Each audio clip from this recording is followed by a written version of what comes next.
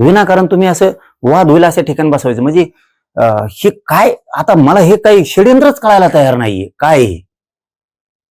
षड्यंत्राला केलं की झाला जातीय दंगली सुरू. परत मराठा समाजाची पोरं आम्हाला फोन करतात की तास असं झालंय.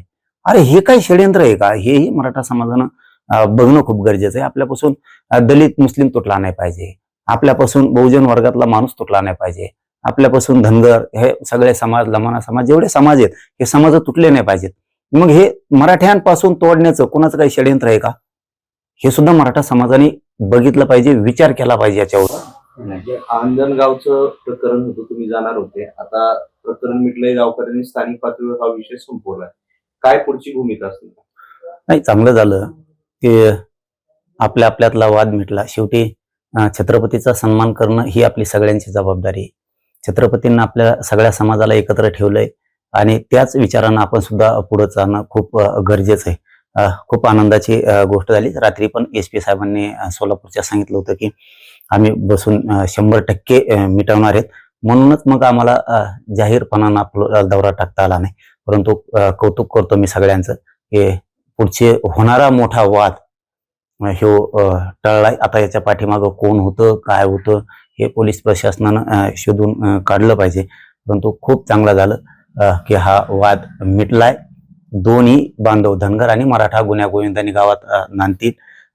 रांडे बाबांचाही मला काल फोन होता की तुम्हाला यावंच लागतंय. ते धर्मगुरू आहेत धनगर समाजाचे, आणि मराठा समाजाचा फोन होता की तुम्हाला यावंच लागणार आहे. आपण बसून तोडगा काढू. मी त्याच वेळेस बाबाजींना म्हणजे फरांदे बाबाजी आहेत त्यांना शब्द दिला होता की शांततेत बसून वाद 100% मिटला जाईल. वाद कुठेही होणार नाही. ते काय आता असते 4-2 असते, ते हुल्लडबाजी करतात, इकडचे 4-2 तिकडचे 4-2.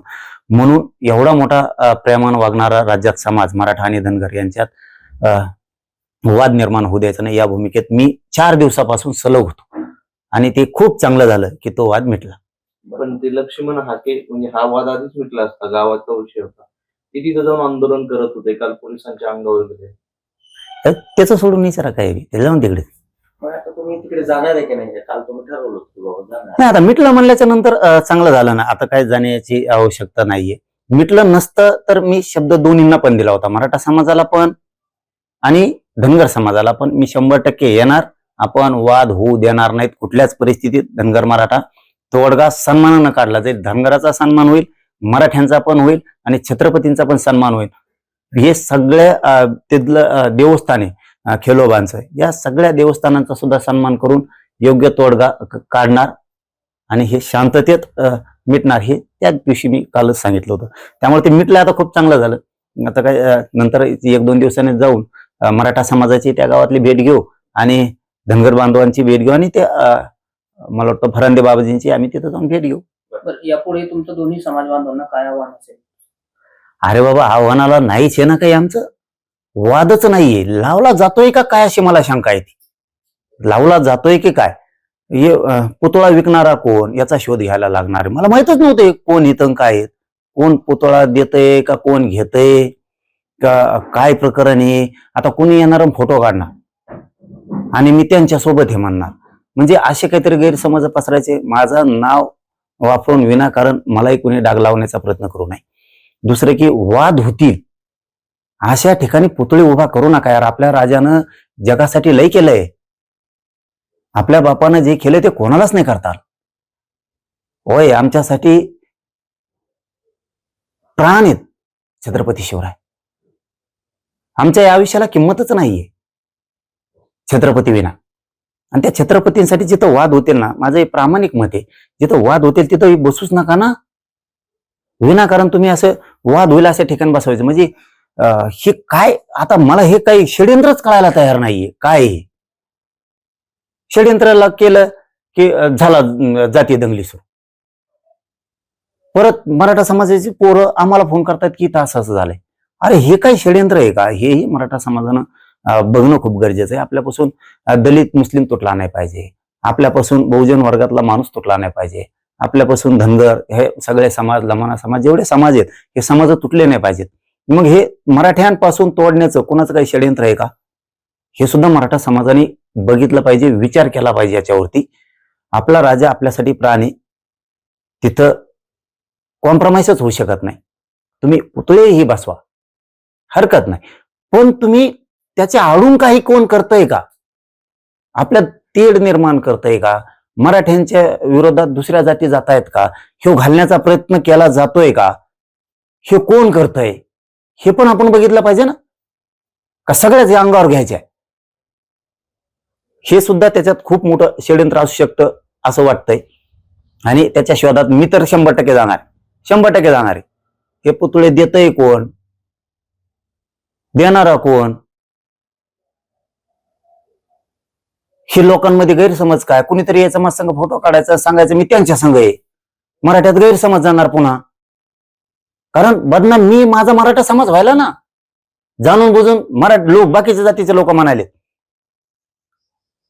हे आमच्या मुद्दाम दारात आणून बसवायला लागले.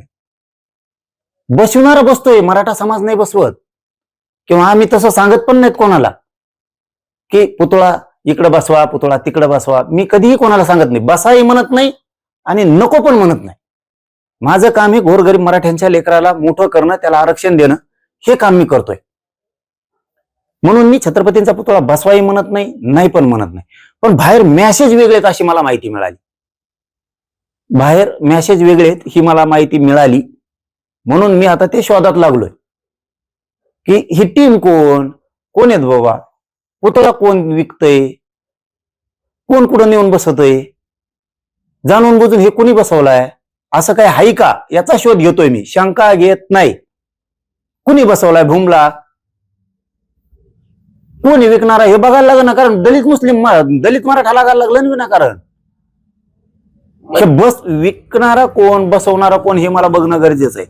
कळंबला तसंच झालंय जणू, आता अंजनगावला पण तसंच झालंय की पुतळा नेऊन बसवायचा आणि मग फोटो लावून द्यायचा. मग आता हे काही षड्यंत्र आहे का? मराठ्यांच्या अंगावरती धनगर घालायचा, मुस्लिम दलित घालायचा, हे बघावं लागणार आहे. त्याच्या आडून कुणी हाय का माहिती आता ते घ्यायला लागत. जो कुणी विकतोय घेतोय यांची प्रामाणिक इच्छा असू पण शकते, पण याच्या आडून हा पण डाव आहे का हेही बघावं लागणार आहे. कारण हे कोण पुतळे विकतय हेच मला आतापर्यंत माहित नव्हतं, माहितच नाहीये. आता त्याची माहिती घेतोय. पुतळे विकणारे कोण, घेणारे कोण, बसवतोय कोण, कशामुळे बसवताय? वाद व्हावा म्हणून का प्रामाणिक इच्छा चांगली आहे म्हणून? हरकत नाही मग. पण शक्यतो माझं हात जोडून म्हणणं आहे सगळ्यांना की तुम्ही वाद होईल अशा ठिकाणी पुतळे बसूच नका.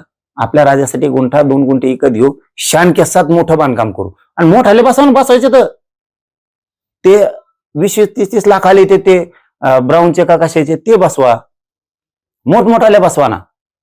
मराठा समाजांनी आपलं दैवत बसवायचे ना, चांगले मोठाले बसवा. पण वाद होईल असं कुणी वागू नका, कोणीच. इथून पुढं वाद होतील अशा ठिकाणी पुतळे बसू नका. आणि तुम्हाला तरी बसवायचे असतील तर ती तुमची जबाबदारी. तुम्हाला असं